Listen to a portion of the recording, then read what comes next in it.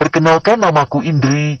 Usiaku sekarang beranjak 38 tahun. Aku perkenalkan sedikit tentang diriku. Aku memiliki tinggi sekitar 155 cm dan berat badanku sekitar 45 kg.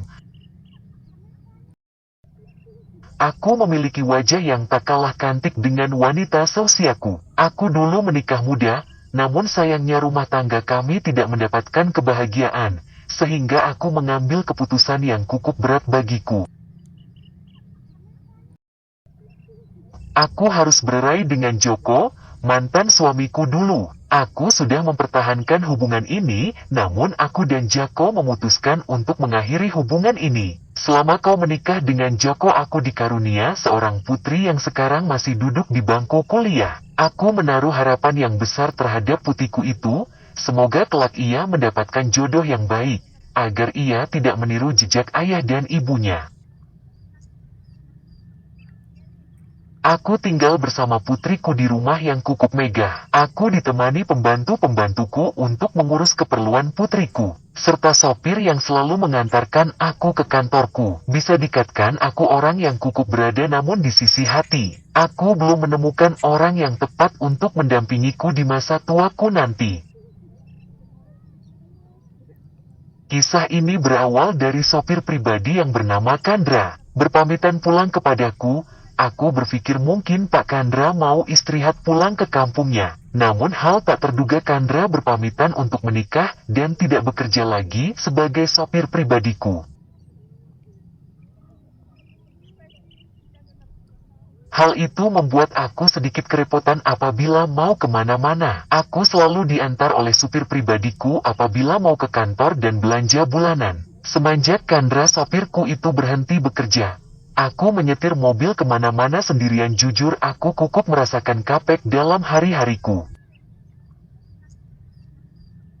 Saat itu melalui staf kantorku aku mendapatkan sopir baruku. Saat itu dengan menggunakan travel Jali sampai di rumahku. Berapa umur kamu, Jali? Aku mencoba bertanya kepadanya yang saat itu Rojali duduk di sofa ruang tamuku. 35 tahun, Bu. Jawaban Rojali sambil dia menundukkan kepalanya. Kamu sudah menikah, Rojali? Tanyaku lebih dalam. Sudah, Bu, tetapi aku bercerai dari istriku karena faktor ekonomi. Dan aku memiliki anak umur 8 tahun yang dibawa mantan istriku, ucapnya.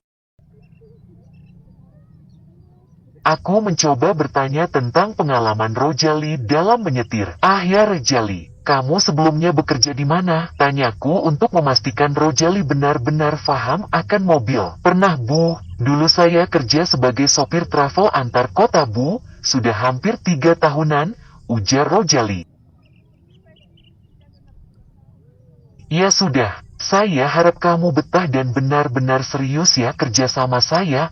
Akhirnya, aku menerima Rojali menjadi sopir pribadiku. Beberapa minggu Rojali bekerja denganku semua seperti biasanya. Ia selalu mengantarkan aku ke kantor bahkan untuk belanja kebutuhan rumah. Namun saat itu nampak ada yang berbeda dari Rojali. Ia nampak tidak seperti biasanya. Ia berpenampilan rapi dan cukup necis. Jujur, pada awalnya aku tidak memperhatikan Rojali, dan aku tidak tertarik dengannya. Namun belakangan ini, aku merasakan hal yang berbeda saat melihat Rojali. Aku mencoba menjaga sikap saat bersama Rojali. Jujur, selama 5 tahun aku menahan semua ini. Namun aku juga tidak mau menampakkan semuanya itu di depan Rojali. Memang Rojali cukup lumayan ganteng menurutku dengan posturnya yang tinggi. Namun aku mencoba membuang pandangan ketika melihat Rojali. Saat itu, 7 bulan berlalu Rojali bekerja bersamaku. Entah kenapa aku sering memperhatikan Rojali. Aku dibuat kaget saat aku di dapur rumahku. Di saat itu aku melihat Rojali keluar dari kamar mandi yang hanya dilindungi handike saat ia melewatiku. Yang saat itu aku masih membantu Big Inem memasak. Pastur yang cukup gagah. Saat itu aku merasa ada yang ganjal. Saat itu aku sontak mempalingkan wajahku. Aku berusaha menjaga sikapku di depan sopirku dan juga Big Inem pembantuku. Singkat cerita, pada suatu hari, saat itu aku tidak ke kantor karena badanku terasa meriang. Mungkin karena masuk angin, sehingga aku memutuskan untuk beristirahat di kamarku. Kebetulan saat itu putriku pergi ke kampusnya sedangkan Big Inem izin pulang ke kampunannya untuk beberapa hari. Saat itu terdengar ketukan pintu kamarku, dan aku menyuruhnya untuk membuka pintu kamarku. Ternyata Rojali, sopir pribadiku. "Maaf Bu, kita tidak ke kantor hari ini," tanya Rojali. "Tidak Rojali, saya lagi hak aneka badan, kamu istirahat saja dulu hari ini," ujarku. Saat itu Rojali melihatku lagi rebahan di kasur dan langsung mendekatiku. "Ibu kenapa? Sakit?" tanya Rojali. "Gak kok Rojali, cuma meriang saja kayaknya," sahutku. "Apa perlu kita ke klinik Buk untuk berobat?" tanya Rojali mendalam. Saat itu aku merasakan hal yang berbeda. Aku melihat ada keramahan dan perhatian Rojali kepadaku. Dalam hati aku berkata, "Wah, udah gagah, ganteng, dan pula ini orang." Sambil aku melirik Rojali saat itu. "Rojali, kamu saya minta tolong buatin teh ya.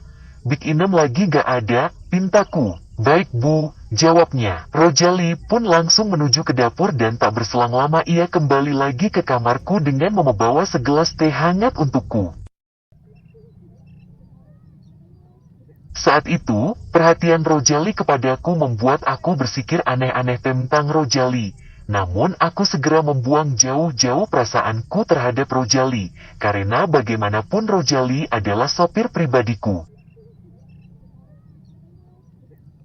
"Kalau ibu meriang, sini aku pijitin Bu, siapa tahu bisa sembuh," kata Rojali dengan tiba-tiba. Aku melihat ada ketulusan Rojali kepadaku. Aku melihat Rojali yang lugu dan tulus kepadaku. Rojali juga sangat rajin dalam bekerja, namun aku cukup kaget dengan tawaran Rojali kepadaku. "Gak usah, saya gak biasa dipijit jali, tadi juga sudah minum obat," ujarku. "Kalau gak dikerikin saja Bu," jawaban Rojali. Saat itu aku cukup serius memperhatikan Rojali. Rojali saat itu cukup salah tingkah dengan tatapanku. "Saya bisa ngerokin ibu," ujar Rojali dengan menundukkan kepalanya.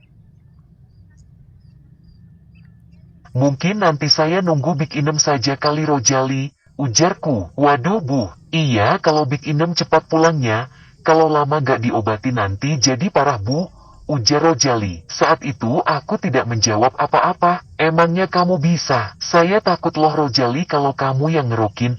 "Ibu takut, soalnya ibu gampang banget," ujarku. "Gampang apa Bu?" tanya Rojali. "Gak ada Kak Rojali," jawabku. Saat itu aku membayangkan hal yang aneh-aneh, entah kemana pikiranku saat berada di dekat Rojali. Akhirnya aku menerima tawaran Rojali. "Sebentar ya Bu, saya ambil koin dan minyak di dapur," ujar Rojali. Benar-benar di luar dugaanku. Rojali sangat perhatian denganku. Aku melihat jam di dalam kamarku masih jam 9 pagi. Tak berselang lama Rojali kembali ke kamarku dengan membawa sebuah mangkok berisi minyak dan koin. "Mau dikerikin sekarang Bu?" tanya Rojali. Akhirnya aku luluh dibuatnya. "Iya Rojali, sekarang saja," sahutku. Saat itu, jantungku berdebar sangat kencang tak seperti biasanya. Meskipun aku sudah berpengalaman, aku tak bisa mengusir debaran yang ada di hatiku saat itu. Keringat dingin yang aku rasakan di telapak tanganku. Tanpa sadar aku melihat Rojali yang saat itu hanya mengenakan kaos oblong dan juga training yang menjadi kesukanku. Saat itu aku khawatir jangan sampai Rojali melepas tali simpul yang melindungi sesuatuku. Aku pindah posisi saat itu aku berbeng menghadap Rojali. Aku menghela nafas yang panjang dan memejamkan mataku. Rojali menjalankan tugasnya dengan baik. Seketika saat itu rasanya sudah kemana-mana. Rojali memang benar-benar pintar. "Kamu jago juga ya Jali.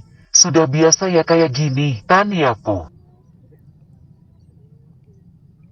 Sudah Bu," jawaban Rojali dengan terbata-bata. Saat itu melihat Rojali yang menelan ludahnya dan tanpa sadar Rojali berbicara. "Wah, besar juga ya." "Apanya yang besar Rojali?" tanyaku dengan sontak. Enggak kok Bu," sahutnya. "Kamu jangan bilang Big Inem ya kalau sudah bantuin saya kayak gini," ucapku. Memangnya kenapa bukan memang besar? Pujian Rojali kepadaku. Apanya sih Rojali yang besar? Tanyaku lebih dalam. Dari tadi besar-besar bikin ibu salah fokus saja deh kamu. Jawaban Rojali sambil menempelkan tanagennya di tempat yang tuju. Saat itu aku kaget tak berdaya apa-apa. Aku sangat dipengaruhi dengan kondisi itu. Kamu bisa jaga rahasia ini kan Rojali? Tanyaku dengan dalam kepada Rojali. Pastilah Bu, saya jaga rahasia ini. Ujar Rojali. Saat itu Rojali pun memainkan tugasnya dengan baik. Aku hanya menghela nafas panjang saat Rojali memainkan tugasnya dengan baik. Sudah hampir 5 tahun aku tidak merasakan semuanya ini. Kini ada Rojali. 5 menit saat kami mendalami peran di dalam hamarku, terdengar suara Big Inem dari luar rumah. Sontak aku langsung menyuruh Rojali untuk keluar dari kamarku. Aku masih setengah sadar dibuatnya, namun Rojali masih saja memainkan perannya. Aku sontak menyuruhnya buru-buru pergi, akhirnya Rojali pun tanpa penyelesaian keluar dari kamarku. Tak berselang lama, Big Inem pun ke kamarku, dan saat itulah aku menjalin hubungan bersama Rojali sopir pribadiku. Aku melakukan semua ini dengan Rojali di luar rumah, saat aku pulang kantor. Maupun apabila aku tak banyak kerjaan di kantor, aku selalu mengajak Rojali ke villa pribadiku. Biarlah semua ini menjadi rahasia dalam hidupku bersama Rojali sopir pribadiku.